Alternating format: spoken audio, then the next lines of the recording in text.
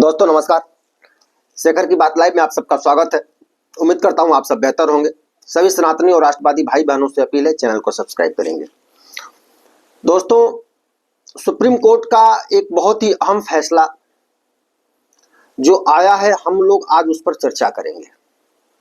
समाचार के विभिन्न माध्यमों से आपने यह सुना जरूर होगा कि निजी संपत्ति के अधिकार के मामले पर सुप्रीम कोर्ट ने एक बहुत बड़ा फैसला सुनाया है और यह फैसला कई मायनों में बहुत अहम है।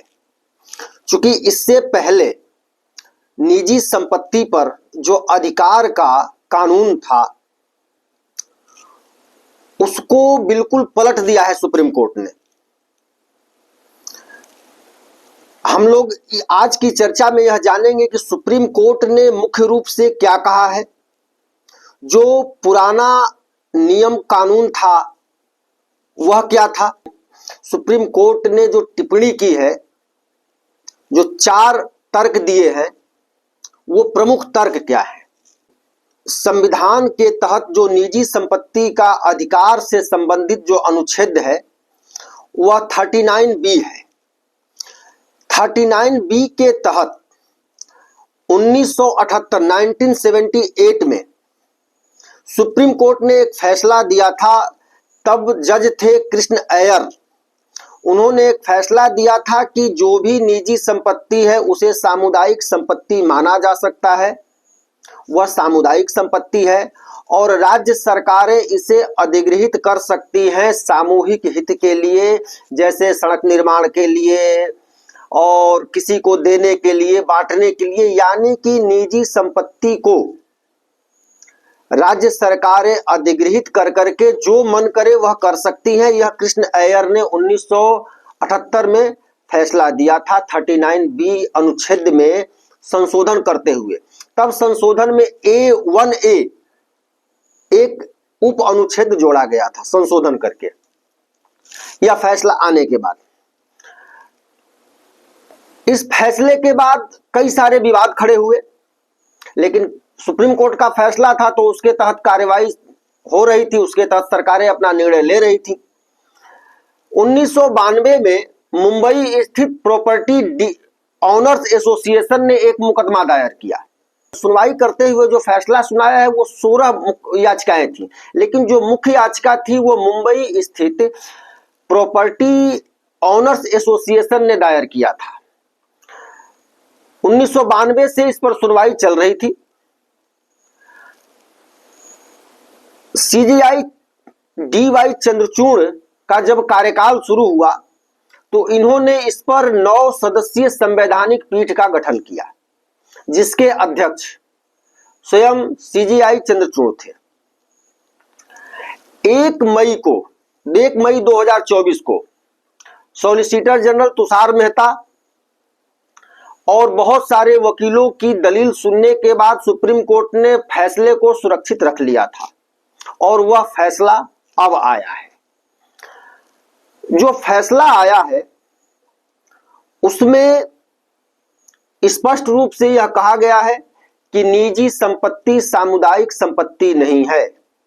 सुप्रीम कोर्ट ने कहा है कि सभी प्रकार की सभी निजी संपत्तियों को सरकार अधिग्रहित नहीं कर सकती है, यह स्पष्ट रूप से कहा है। और सुप्रीम कोर्ट ने 1978 के उस फैसले को पूरी तरह से पलट दिया है। सुप्रीम कोर्ट ने इस फैसले को देते हुए जो मुख्य रूप से 4 बातें कही।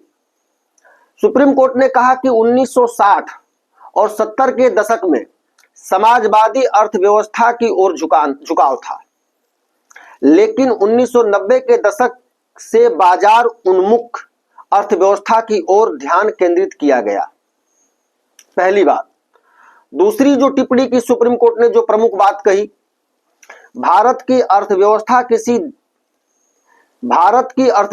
की दिशा किसी विशेष प्रकार की अर्थव्यवस्था से अलग है, बल्कि इसका उद्देश्य विकासशील देश की उभरती चुनौतियों का सामना करना है। सुप्रीम कोर्ट यह कह रहा है।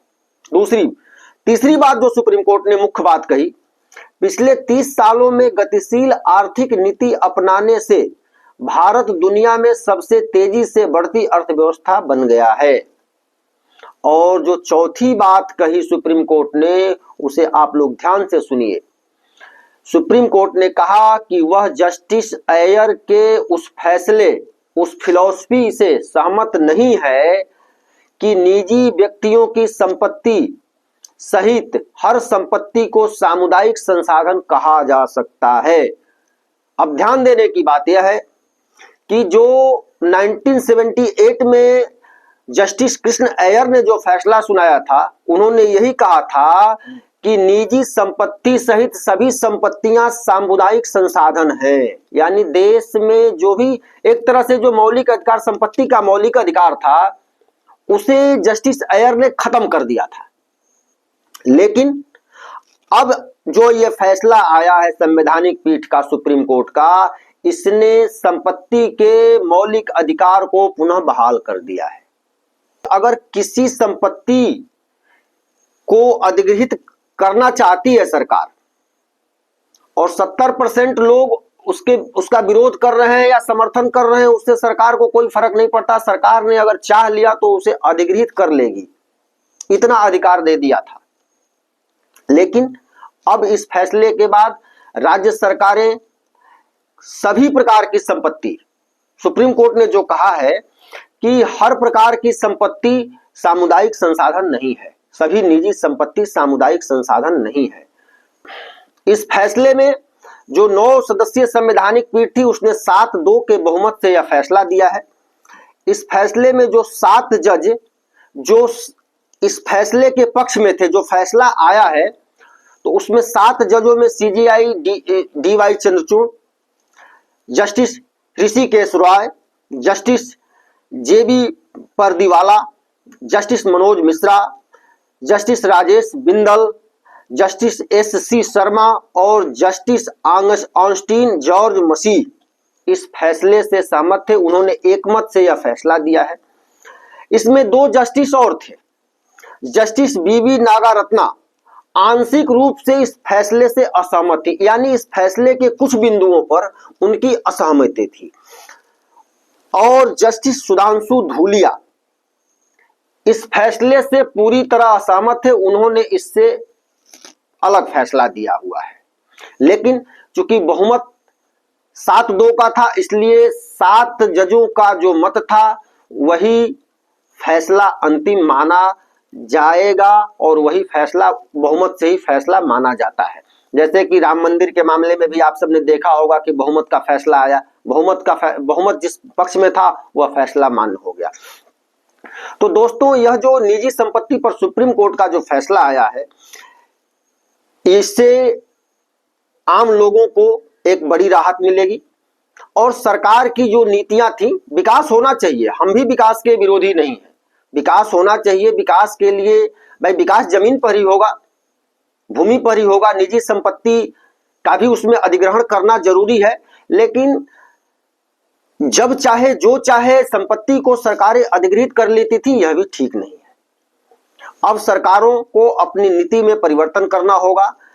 किसी भी फैसले को लागू करने से पहले वहां के आसपास के निवासियों से सहमति और उनके हित का भी ध्यान रखना सरकार के लिए बाध्यता हो जाएगी। यह सबसे बड़ा फायदा आम जनता को होने वाला है इस फैसले से।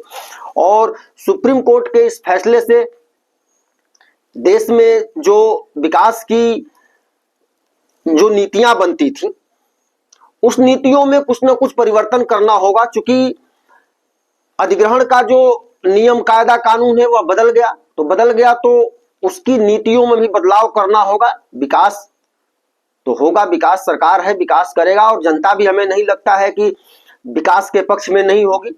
लेकिन जनता के हित और उसके विचार को सम्मिलित करके ही विकास हो, अधिग्रहण हो, यह बहुत जरूरी है। सुप्रीम कोर्ट ने जो यह फैसला दिया है, इसके लिए सुप्रीम कोर्ट की संवैधानिक पीठ को बहुत बहुत साधुवाद। दोस्तों, सुप्रीम कोर्ट के इस फैसले से एक बहुत ही रोचक तथ्य, एक भारत के एक बड़े राजनेता, यूं कहे तो राहुल गांधी का एक बहुत बड़ा सपना चूर चूर हो गया है। कि राहुल गांधी का सपना किस प्रकार से इस फैसले के बाद चूर चूर हो गया है, इसको हम लोग कल देखेंगे। सुप्रीम कोर्ट के फैसले का हम सब सम्मान करते हैं। आप लोग भी इस पर अपनी राय जरूर दें।